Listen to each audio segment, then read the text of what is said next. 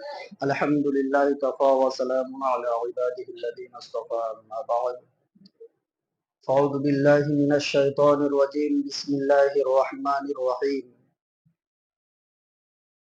وآت ذا القربى حقه والمسكين وابن السبيل ولا تبذر تبذيرا بسم الله الرحمن الرحيم وفي أموالهم حق للسائل والمحروم صدق الله العظيم সমস্ত প্রশংসা তারিফ সেই মহান করুণাময় আল্লাহ তাবারক ওয়া তাআলার জন্য, যিনি এক এবং অদ্বিতীয়, যিনার কোনো শরীক নেই, লা শারীকা লাহ। তারপরে পরাকায় নন্দা তাজদারে মদিনা মা আমিন আল্লাহ আল মুরুদুল আহমদ মুস্তাফা মুহাম্মদ মুস্তাফার শত শত দরুদ ও শান্তি দ্বারা বর্ষিত সকল বলে আল্লাহুম্মা আমিন। আলহামদুলিল্লাহ, আল্লাহ পাকের লাখো কোটি শুকরিয়া আদায় করা দরকার যে আল্লাহ রাব্বুল ইজ্জত আমাদেরকে এই মাহে পবিত্র রমজান মাস, পবিত্র মাহে রমজান মাস আল্লাহ রাব্বুল আলামিন আমাদের সকল মুমিন ভাই বোনদেরকে নসিব করেছেন এবং রোজা পালন করার মতো তৌফিক দিয়েছেন, যার জন্য শুকরিয়া স্বরূপ বলে আলহামদুলিল্লাহ। এই মাহে রমজানে প্রত্যেক ইবাদতের যে কি ফজিলত আছে গত জুম্মাতেও আলোচনা করা হয়েছিল। তো আল্লাহ তাবারক ওয়া তাআলা আমাদেরকে এই রমজান মাস যে দান করেছেন, আল্লাহ রাব্বুল আলামিন কোরআনে কারীমের মধ্যেও তার বর্ণনা দিয়েছেন যে হে ঈমানদারগণ, তোমাদের উপরে এই রোজাকে ফরজ করা হয়েছে যেমন তোমাদের পূর্ববর্তীদের উপরেও এই রোজা ফরজ করা হইয়াছিল। তার কারণ, যাতে করে তোমরা ক্ষুধাভীরু অবস্থায় ক্ষুধাভীরু অবস্থাতে তোমরা ইবাদত গুজার ও পরহেজগার হতে পারো। ক্ষুধার্ত অবস্থায়, আর সকাল থেকে নিয়ে সন্ধ্যা পর্যন্ত যে আমরা অনাহারে থাকি আল্লাহ তাবারক ওয়া তাআলার হুকুমকে পালন করার জন্য, আল্লাহ রাব্বুল আলামিনকে রাজি খুশি করার জন্য। আচ্ছা, এটা ক্ষুধার্ত ব্যাপার। তো আল্লাহ রাব্বুল আলামিন এই রমজানের রোজাকে ফরজ করেছেন, এই রমজানের রোজা ফরজ করেছেন। এবং শুধু রোজাটাই ফরজ নয়, এর সাথে যেমন আমরা আজকের এই রমজান মাসে জুমাতে মসজিদ ভরা মুসল্লি, এরকম জুম্মাতে তো আপনার বাকি 11 মাস, সেই 11 মাসেও এরকম মসজিদ ভরা মুসল্লি হয় কিনা জুম্মাতে। কিন্তু যেমন আল্লাহ রাব্বুল আলামিন রমজান মাসে রোজা ফরজ করেছেন, তেমনি 5 ওয়াক্ত নামাজ আল্লাহ রাব্বুল আলামিন ফরজ করেছেন। 5 ওয়াক্ত নামাজ আল্লাহ রাব্বুল আলামিন ফরজ করেছেন। যদিও গত জুম্মায় আমি আলোচনা করেছিলাম, আল্লাহ রাব্বুল আলামিন বলেছেন এই রোজা হলো আমার জন্য, রোজাদারদের রোজার পুরস্কার আমি আল্লাহ নিজের হাতেই প্রদান করব। কিন্তু আল্লাহ রাব্বুল আলামিন নামাজের কথা এমন যদি উনাও বলেছেন যে নামাজ আমার জন্য, যাকাত আমার জন্য, হজ আমার জন্য, এমন কথা আল্লাহ রাব্বুল আলামিন না বললেও তবু সবকিছু ইবাদত আল্লাহ রাব্বুল আলামিনের সন্তুষ্ট হাসিল করার জন্যই হয়। কার সন্তুষ্ট হাসিল করার জন্য হয়? আল্লাহ রাব্বুল আলামিনের। আমরা যে নামাজ আদায় করি কার সন্তুষ্ট হাসিল করার জন্য? আল্লাহ রাব্বুল আলামিনের। তবে নামাজটা আমি গত জুম্মাতেও বলেছিলাম, নামাজ বা হজ কিংবা আপনার যাকাত, এগুলো আল্লাহ রাব্বুল আলামিন নিজের জন্য বলেন নাই। কেন?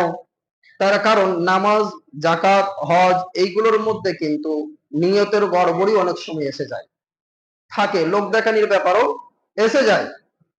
নামাজকে অনেক সময় আমরা অনেকে ঢাল স্বরূপ ব্যবহার করে ফেলি, যাকাতকে অনেক সময় ঢাল স্বরূপ ব্যবহার করে ফেলি মানুষের কাছে নিজের ঐতিহ্যকে বাড়াবা দেওয়ার জন্য, মানুষের কাছে নিজের মান সম্মানকে বাড়াবার জন্য। যে মানুষ আমার নাম করবে, মানুষ বলবে অমুক সাহেব যাকাত খুব দিচ্ছে। মানুষ আমার নাম করবে যে অমুক সাহেব একবার নয়, পাঁচবার হজ করে চলে, কাবা শরীফ থেকে ঘুরে চলে। এরকমটা হওয়া কোনো ব্যাপারই নয়, এমনটা হতেই পারে। কিন্তু রোজার ক্ষেত্রে এরকমটা কখনোই আসবে না যে অমুক খুব ভালো ব্যক্তি, অমুক রোজা রেখেছে সকাল থেকে নিয়ে সন্ধ্যা পর্যন্ত না খেয়ে, আরে এটা তো আল্লাহর তরফ থেকে মানুষ আপনার প্রশংসা করবেই, কিন্তু আপনার মধ্যে এই নিয়তটা কখনোই আসবে না। কারণ রোজা লোক দেখানো কখনোই হয় না। গত জুম্মাতে আলোচনা করেছিলাম। আজকে আলোচ্যের বিষয় যে আমাদের রমজান মাস যখনই আগমন হয়, রমজান মাস আগমন হলেই কিন্তু জাকাতের ব্যাপারে অনেক রকম ভাবে আলোচনা বা প্রশ্ন সম্মুখীন হতে হয়, যে হুজুর জাকাত কিভাবে দিতে হবে, কত থাকলে জাকাত দিতে হবে, জাকাতের নিয়ম কি, এমনটা কিন্তু অনেক সময় হয়। কিন্তু জাকাত কাদেরকে দিতে হবে এটা কিন্তু অনেক সময় আমরা ভুল করেও বসি। এটা আমরা অনেক সময় ভুল করে বসি। আজকের এই আলোচনাটা আমরা সবাই কিন্তু কান করে শুনবো ইনশাআল্লাহ। নিজের শ্বশুর শাশুড়িকে জাকাত দেওয়া যাবে? যাবে জাকাত দেওয়া? দেখো মাথা হেলাচ্ছে, বলে না। শ্বশুর শাশুড়ি ভরণ পোষণের দায়িত্ব কি আল্লাহ রাব্বুল আলামিন আমাকে আপনাকে দিয়েছে নাকি? জামাইদার দিয়েছে? দেয় নাই। তো যার ভরণ পোষণের দায়িত্ব আল্লাহ রাব্বুল আলামিন দেন নাই, তার জাকাত দেওয়া যাবে। স্ত্রীর কাছ থেকে স্বামী জাকাত নিতে পারে? পারে। আর কেউ মাথা হেলাবে না। বলে স্ত্রীর ভরণ পোষণের দায়িত্ব যেহেতু স্বামীর উপরে, কিন্তু স্বামীর ভরণ পোষণের দায়িত্ব স্ত্রীর উপরে নয়। পর্যায়ক্রমে যদি স্বামী অপারগ হয়, গরিব হয়, নিঃস্ব হয়, আর স্ত্রী যদি ধনবান হয়, অর্থাৎ যেমন মা বাবার কাছ থেকে নিয়ে হয়তো 5 লাখ 10 লাখ টাকা পেয়ে গেল, তো সেক্ষেত্রে স্ত্রী তার নিজের স্বামীকে কিন্তু জাকাত দিতে পারে। বুঝতে পারলাম কিনা কথাটা? যেহেতু স্ত্রীর উপরে কিন্তু স্বামীর ভরণ পোষণের দায়িত্ব নয়। নিজের মা বাপ চলবে না, কারণ নিজের মা বাপের ভরণ পোষণের দায়িত্ব কিন্তু আপনার উপরে এসে যায়। আপনার উপরে এসে যায়। আপনি আপনার ভাইয়ের দিতে পারেন, আলাদা হয়ে গেছেন, পৃথক হয়ে গেছেন, পৃথক অবস্থায় কিন্তু আপনার ভাইয়ের ভরণ পোষণের দায়িত্ব আপনার না। আপনার ভাইয়ের থেকে আপনি যদি জাকাতের উপযুক্ত হন, আপনিও নিতে পারবেন। আর আপনার ভাই যদি জাকাতের উপযুক্ত হয়, তো আপনিও সেই ভাইকে দিতে পারবেন। আপনার বোন ভগ্নিপত এদের দিতে পারবেন। নিকটবর্তী যত আত্মীয় স্বজন আছে, আল্লাহ রাব্বুল আলামিন কোরআনে কারিমার মধ্যে ঘোষণা দিয়ে বলেছেন সূরা বনী ইসরাঈলের মধ্যে, ওয়া আতিদাল কুরবা হাক্কাহু ওয়াল মিসকিনা ওয়া ইবনাস সাবিলি ওয়া লা তুবাযযির তাবযীরা। আল্লাহ রাব্বুল আলামিন বলেছেন নিকটবর্তী আত্মীয়দের হক পৌঁছে দাও, তাদের দিয়ে দাও। নিকটবর্তী হক প্রতিবেশী, তাদের যে হক তোমার সম্পদের মধ্যে আছে, তাদের আদায় করে দাও, দিয়ে দাও, প্রদান করে দাও। আচ্ছা, নিকটবর্তী আত্মীয়দেরকে যদি জাকাত দেওয়া হয়, কেমন ভাবে দেবেন? আপনার আত্মীয় আপনার কাছে জাকাত নিতে চাইবে না, তার আত্মসম্মান আছে, তার একটা মর্যাদা আছে। হয় কিনা এমন মানুষ যে তার কিছু নেই, নিঃস্ব, না খেয়ে থাকবে, পেটে পাথর মেলে নেবে প্রয়োজনে, কিন্তু কারো কাছে হাত পাতবে না, কারো কাছে হাত পাতবে না। আর যদিও কেউ দিতে যায়, 5টা মানুষের সামনে দিতে গেলে কিন্তু সে হাত বাড়াবে না, নেবে না।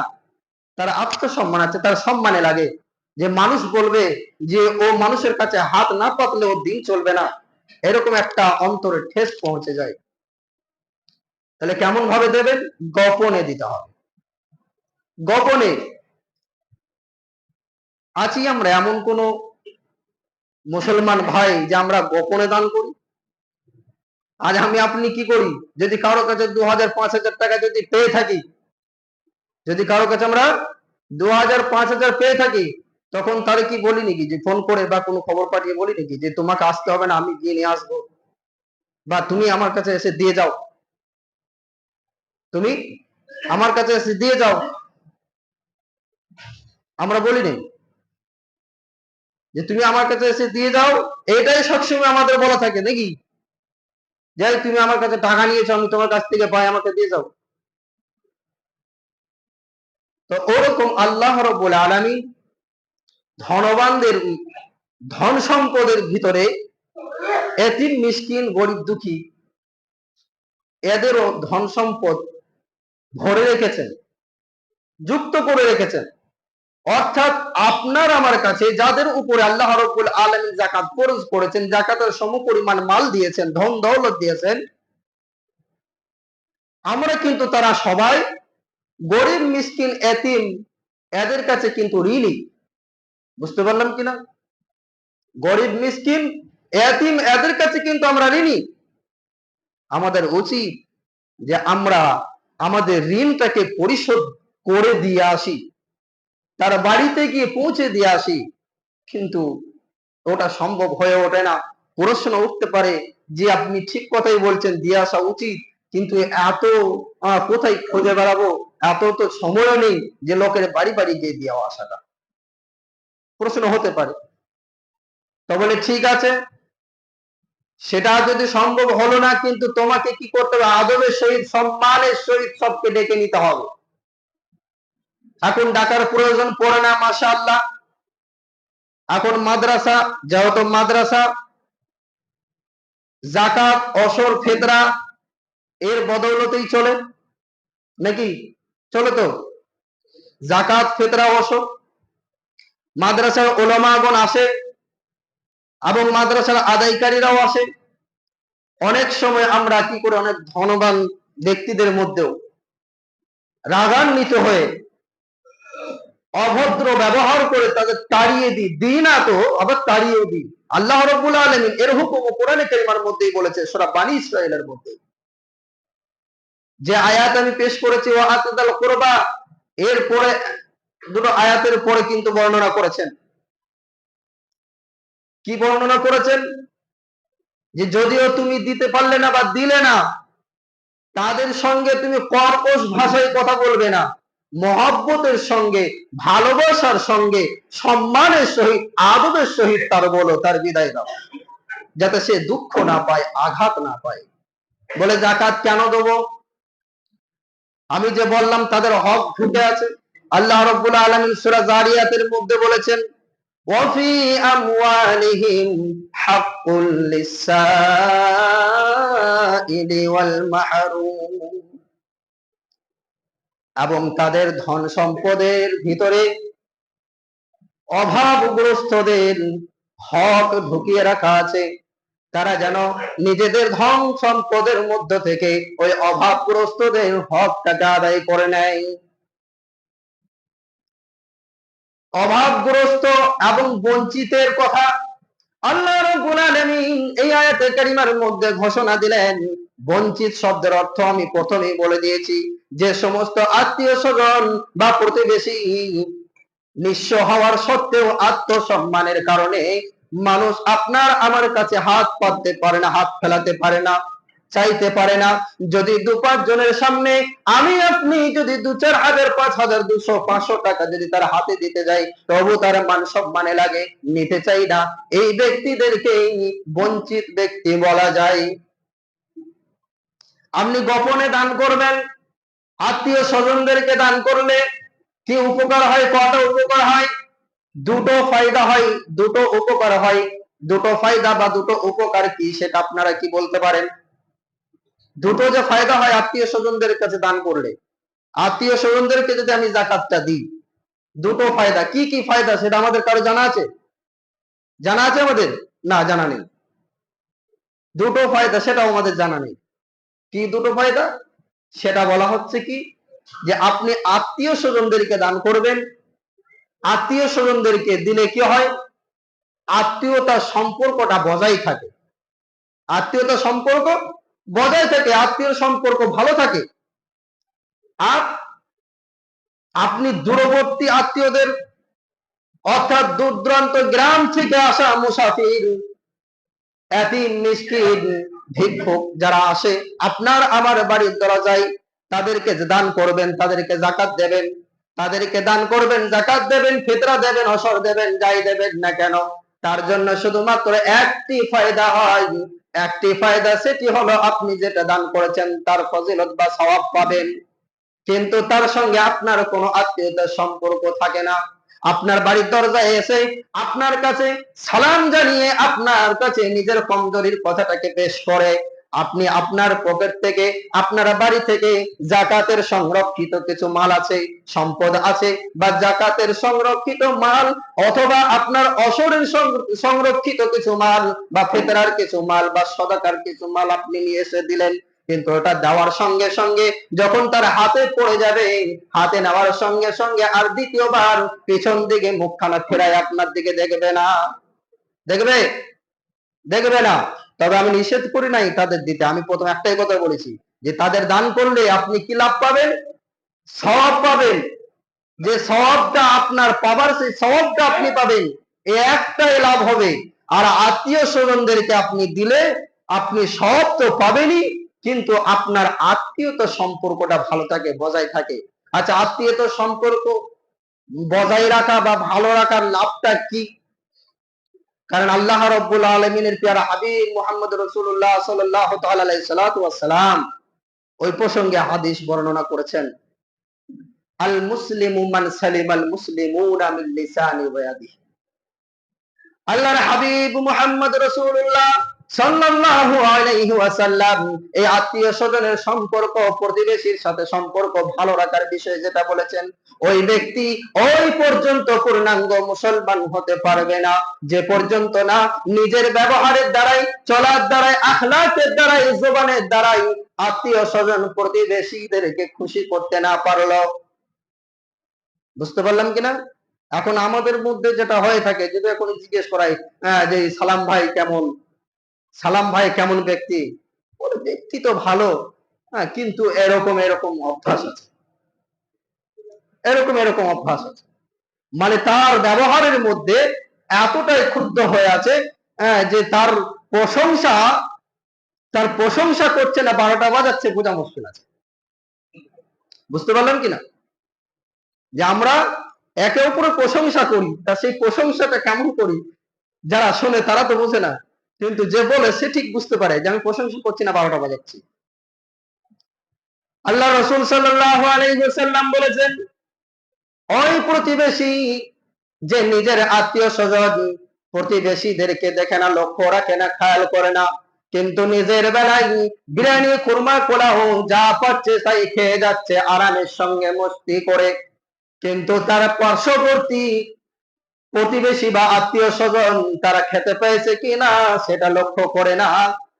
তার জন্য আল্লাহর হাবিব সাল্লাল্লাহু আলাইহি ওয়াসাল্লাম এমনটা কিন্তু বলেন নাই, শুধু এই কথা এই জন্য বলেছেন, যখন তোমরা কোন রকম সবজি বানাবে, তরকারি বানাবে, তার মধ্যে ঝোলটা একটু বেশি করে বাড়াইয়া নেবে, যাতে তোমার পার্শ্ববর্তী আত্মীয় স্বজন বা প্রতিবেশী এদের বাড়িতে একটু করে পৌঁছে দিতে পারো। যদি এমনটা না করো, হে বান্দা, তুমি কাল কিয়ামতের ময়দানে জবাবদেহি হতে হবে। বুঝতে পারলাম কিনা? আপনি মনে করছেন আমার নিজের ইনকামে খাচ্ছি, তো কার বাবার কি আছে? হ্যাঁ, না। ওই প্রথমেই একটা কথা বলেছি, ওফি আমওয়ালিহিম হাক্কুল লিসাইল ওয়াল মাহরুম।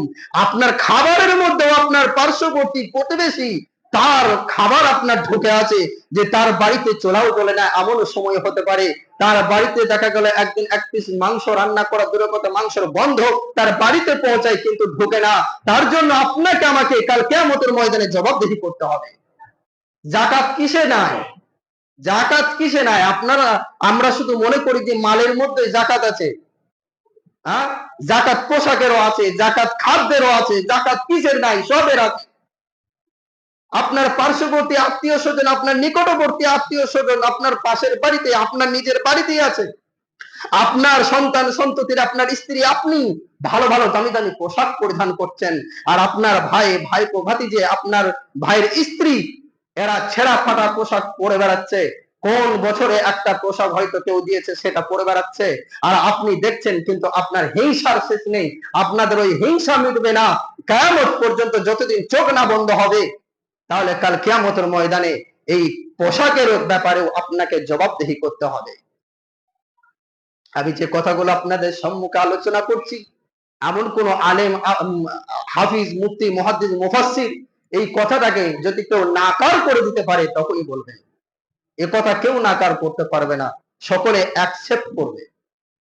সকলেই অ্যাকসেপ্ট করবে, কারণ এই কথা আমার নিজের বানাবটি কথা নয়, এ আল্লাহর হাবিব মুহাম্মদ রাসূলুল্লাহ সাল্লাল্লাহু তাআলা আলাইহি সাল্লামের আদর্শের কথা, আল্লাহ রাব্বুল আলামিনের হুকুম, আল্লাহ রাব্বুল আলামিনের হুকুম। যেমন যাকাত আপনাকে মালের দিতে হবে, তো যাকাত আপনার কিভাবে দিতে হবে, কেমন কতটা পরিমাণে মাল থাকলে যাকাত দিতে হবে, এটা আমি বলেই কিন্তু আমার বক্তব্য দিতে করবো ইনশাআল্লাহ। তো যাকাত অনেকে প্রশ্ন করে যে হুজুর, আমাকে প্রশ্নও করেছে দু একজন, বলে জি যাকাতটা কেমন ভাবে দিতে হবে, কত পরিমাণে মাল থাকলে যাকাত দিতে হবে, কি থাকলে দিতে হবে, কত পরিমাণের স্বর্ণ থাকলে দিতে হবে, কত পরিমাণের রৌপ্য থাকলে দিতে হবে। আল্লাহ রসুল সাল্লাল্লাহু আলাইহি সাল্লাম যেটা বলেছেন যে 7.5 ভরি, 7.5 তোলা উর্দুতে বলা যায়, আর ভরি আমরা আমাদের নিজেদের মাতৃভাষায় গোদা বাংলায় যেটা উচ্চারণ করি, যে 7.5 ভরি সমপরিমাণের যদি কারো স্বর্ণ থাকে মজুদ, তাহলে সেই স্বর্ণটা বিক্রির অনুযায়ী যে দামটা আপনার এক জায়গা হবে, যে দামটা দাঁড়াবে, সেই দামের ভিতর থেকে আপনাকে 1,02,500 টাকা করে বার করতে হবে। 1,02,500 টাকা। এখন এখন সচরাচর ভাবে স্বর্ণের দাম কত চলছে ভরি? এখন স্বর্ণের দাম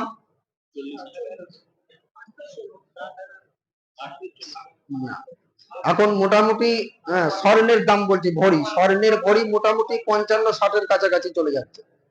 তো 55-60 কাছাকাছি যদি হয়, আপনি 7.5 ভরি স্বর্ণের দাম আপনি হিসাব করে নেন কত হতে পারে। 3.5 লাখ টাকা ধরুন কমপক্ষে। এই 3.5 লাখ টাকা যদি আপনার সম্পদ সারা বছরটা গচ্ছিত থেকেছে, কতদিন? সারা বছরটা গচ্ছিত থেকেছে, তাহলে কিন্তু ওই গচ্ছিত থাকা সম্পদের উপরে আপনার জন্য যাকাত ফরজ হয়ে গেছে। আপনাকে ওই গচ্ছিত মাল থেকে কিন্তু আপনাকে যাকাত বের করে আদায় করে নিতে হবে, পৌঁছে দিতে হবে। এবার আসা যাক যে স্বর্ণ তো আমার 7.5 ভরি নেই, কিছু স্বর্ণ আছে, কিছু রৌপ্য আছে এবং কিছু টাকা আছে।